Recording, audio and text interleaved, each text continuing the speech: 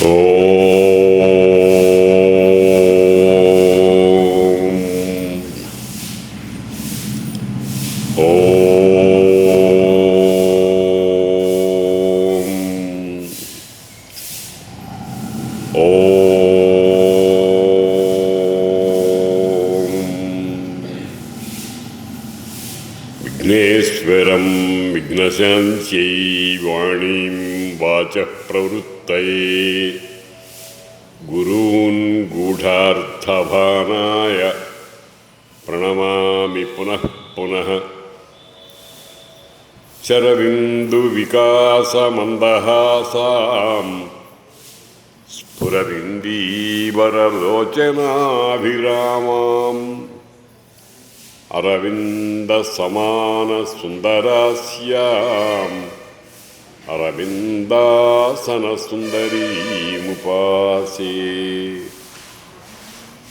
జ్ఞానానందమయం దేవం నిర్మలస్ఫటికాకృతిం ఆధారం సర్వవిద్యానాం హయగ్రీవముపాస్మహే. శారదా శారదాంభోజవదనా వదనాంబుజే సర్వదా సర్వదాస్మాకం సన్నిధిం సన్నిధిం క్రియాత్. ఈ రోజు ప్రసంగంలో మనం గజేంద్ర మోక్షం చెప్పుకుందాం. గజేంద్ర మోక్షం చాలామందికి చాలా బాగా తెలిసినటువంటి కథ.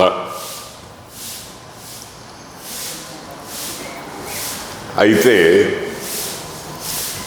కథ వేరు, కథ వెనకాల ఉండేటువంటి తత్వరహస్యాలు వేరుగా ఉంటాయి. మనం కథ ద్వారా తత్వాన్ని పట్టుకోవాలి.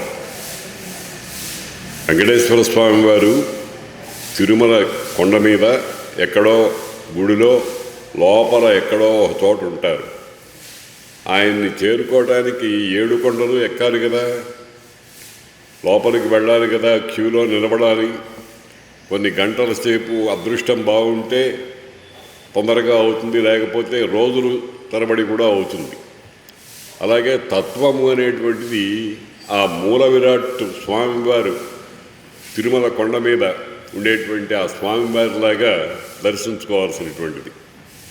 ఈ ప్రయాణం 7 కొండలు బస్సు మీదనో నడిచో ఇంకోటో అవస్థపడి అక్కడికి వెళ్ళటం అనేటువంటిది కథ.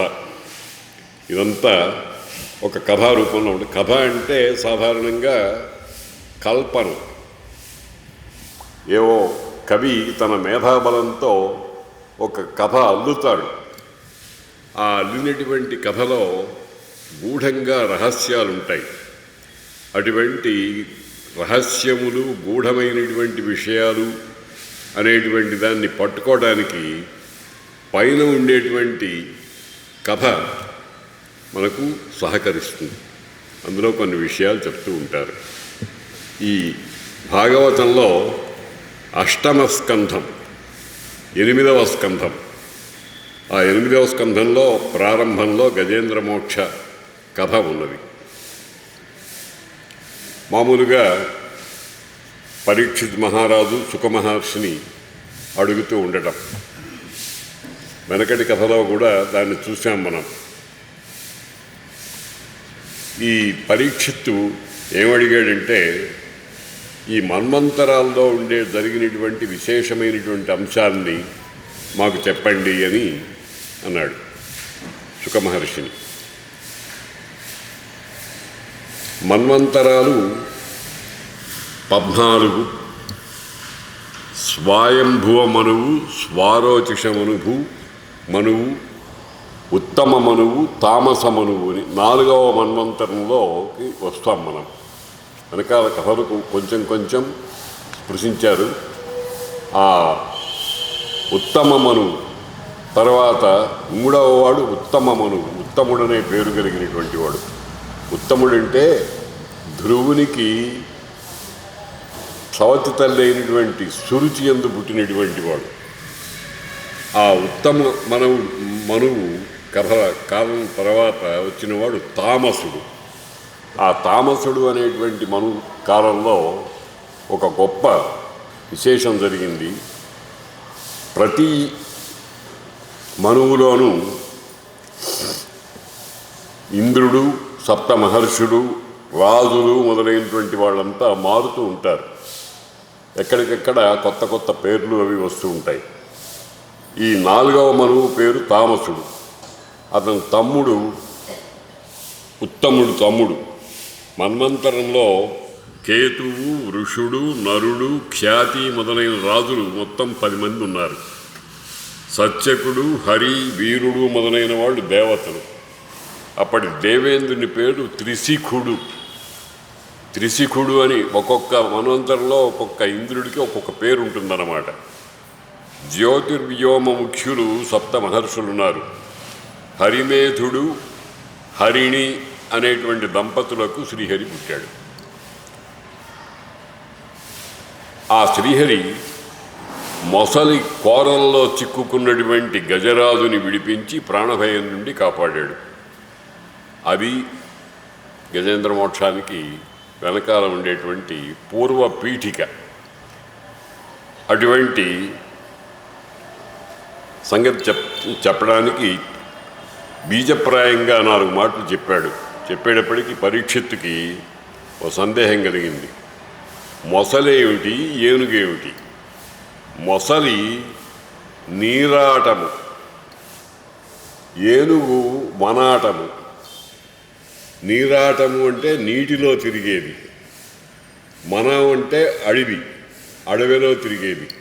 నీరాట వనాటములకు పోరాటం మెట్లు కలిగే పురుషోత్తముడై ఆరాటమెట్లు మాన్పను అని పరీక్షిత్తు ప్రశ్న అడిగాడు.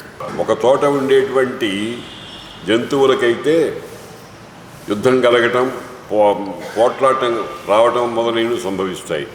అదేమో ఎప్పుడు నీళ్లలో ఉంటుంది. చెప్పారు కదా, నీరిలోన మొసలి నెగడి ఏనుగు బట్టు, బయట కుక్క చేత భంగపడును, స్థానబలము గాని తన బల్మి కాదయ విశ్వదాభిరామ బిలువేమాని. స్థానబలం దానికి నీటిలో ఉన్నంత వరకే దాని బలం. నీటిలో నుంచి బయటకు వస్తే ఏమీ చేయలేదు. చాలా హీనమైనటువంటి కుక్క చేత కూడా దెబ్బతింటుంది. ఈ ప్రశ్నే అడిగాడు. నీరాట వనాటమునకు పోరాటం మెట్లు కలిగి పురుషోత్తముడై ఆరాటమెట్లు మాంచన్. ఆ రెండిటికి వచ్చినటువంటి దాన్ని అని అంటే అక్కడి నుంచి సుఖమహర్షి చెప్పడం ప్రారంభించాడు. ఇదంతా ఈ ఇందులో ఉండేటువంటి విషయాలు, వస్తువులు అన్నీ కూడా యథాతథంగా తీసుకోవడానికి వీల్లేదు. ఇవన్నీ సాంకేతిక పదాలు.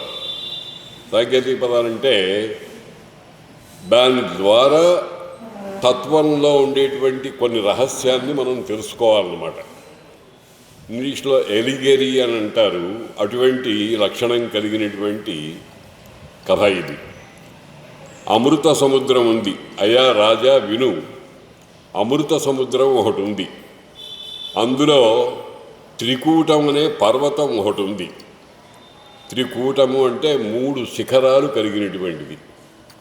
ఓ పర్వతం సముద్రంలో నుంచి పైకొచ్చింది.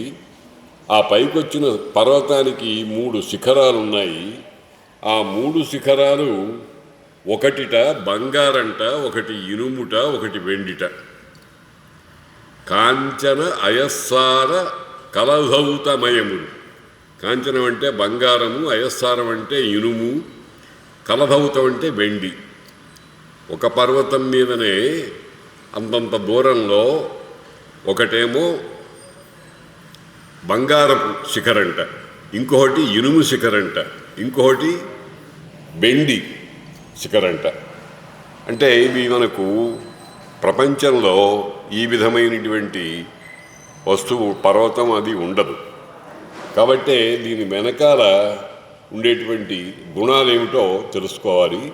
కథ అయిన తర్వాత చివరిలో దాన్ని విప్పుకుందాం.